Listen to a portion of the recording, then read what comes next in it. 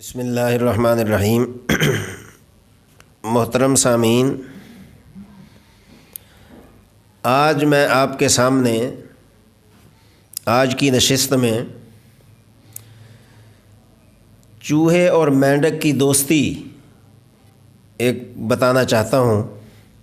ایک مزاحیہ بھی ہے اور اس سے ایک سبق بھی ہمیں حاصل ہوگا۔ یہ بات میں ہر ویڈیو میں نہیں کہتا، لیکن تمام سامعین کو میری یہ گزارش ہے کہ جو بھی ویڈیو کا کلپ ہو اس کو پورا سنا کریں، تاکہ ہماری ویڈیو کا نوٹیفیکیشن جو ہے وہ بھی آپ تک پہنچتا رہے اور آپ کو دینی معلومات اور رہنمائی بھی ملتی رہے۔ اس لیے کہ جب آدمی تھوڑی سی ویڈیو سنتا ہے تو اس کے ذہن میں کوئی نہ کوئی سوال آتا ہے کہ یہاں یہ جو کہا ہے اس کا کیا مطلب ہے۔ تو جو ذہن میں سنتے وقت سوالات آتے ہیں تو ان کا جواب آخری ویڈیو تک دیا جاتا ہے، یعنی ان کا جب تک وہ پوری ویڈیو نہیں سنیں گے، پورا کلپ نہیں سنیں گے، تب تک ان کا دماغ واش نہیں ہوگا، تو سوالات آ جاتے ہیں۔ تو اگر آپ پوری ویڈیو سنیں گے تو اسی نشست میں ہی آپ کا جو سوال ہوگا اس کا جواب بھی اندر ہی آ جاتا ہے۔ تو اس لیے پورا کلپ سنا کریں تاکہ آپ کے ذہن میں جو پیدا ہونے والے سوالات ہیں ان کا بھی جواب آپ سن سکیں۔ تو چوہے اور مینڈک کی دوستی ہو گئی۔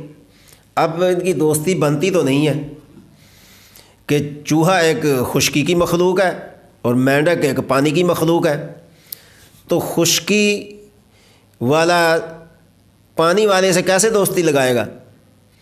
مینڈک پانی کے بغیر نہیں رہ سکتا اور چوہا پانی کے اندر نہیں رہ سکتا۔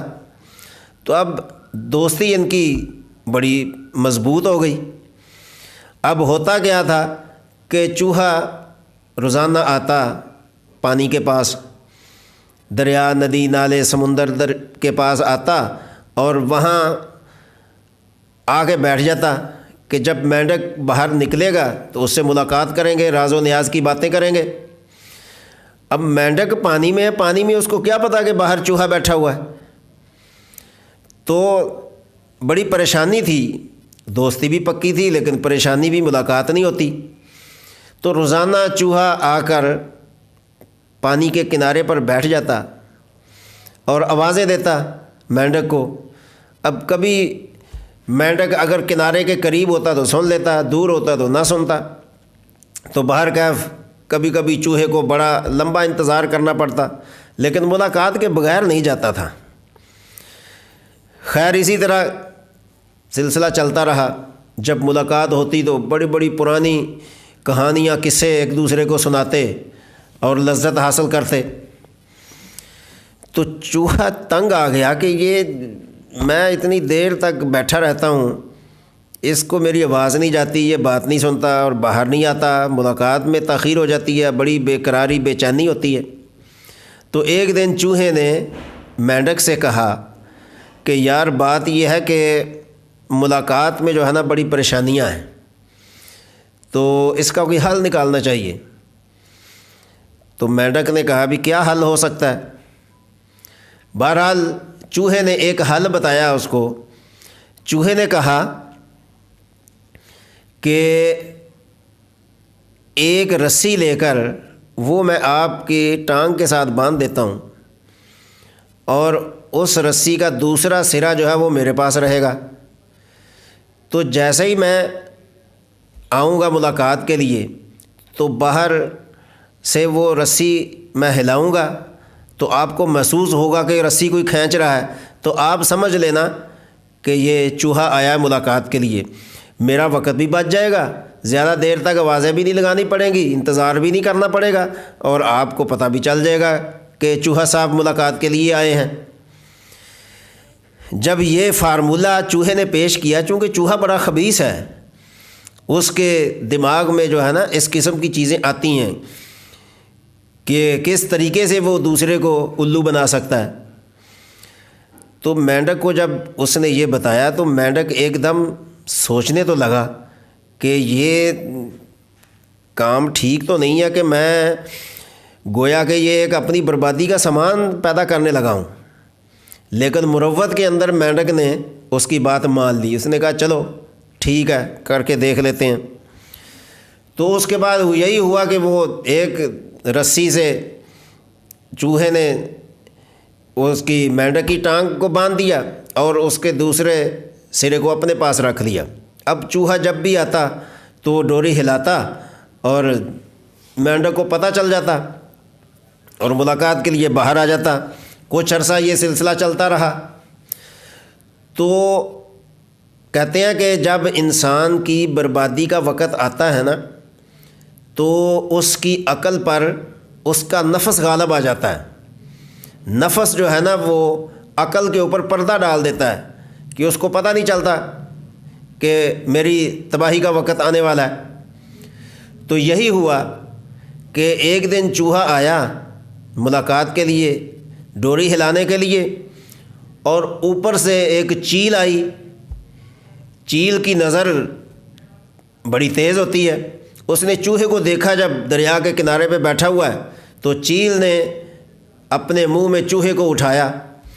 اب جب چوہے کو اٹھایا تو اس ڈوری بھی چوہے کے پاس تھی، تو اس ڈوری کے دوسرے سرے سے مینڈک بندھا ہوا تھا۔ اب چیل جب چوہے کو اٹھا کر لے کے گئی ہوا میں، اس نے پرواز کی تو نیچے جو پانی میں مینڈک تھا، چونکہ وہ رسی سے وہ بھی بندھا ہوا تھا، وہ بھی اوپر چلا گیا۔ اب مینڈک نے سوچا کہ بھئی وقت آ گیا ہے بربادی کا۔ بھی چوہے نے جو یہ فارمولہ پیش کیا تھا نا، وہ فارمولہ اس کی ایک خباثت کا غماز تھا کہ اس نے مینڈک کو بھی پھنسایا، خود بھی پھنسا۔ اب چیل نے جو چوہے کا حشر کیا وہ تو کیا ہی، لیکن ساتھ مینڈک مفت میں رگڑا گیا۔ تو یہاں تک تو ان کے اس دوستی کی کہانی ہے۔ اب اس سے ہمیں کیا سبق ملے گا؟ بزرگ فرماتے ہیں کہ یہ جو چوہا ہے نا، یہ چوہا ہمارا نفس ہے،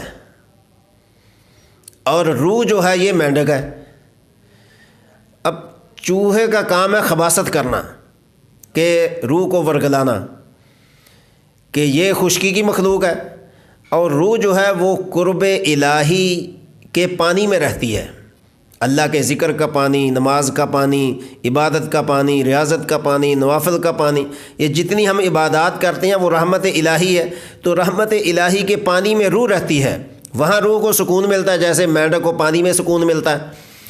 تو اب نفس جو ہے نا وہ چوہا بن کے روح کے اندر برے برے خیالات، بری بری خواہشات، برے برے نمونے پیدا کر کے روح کو ذلیل کرنا چاہتا ہے، نفس انسان کا۔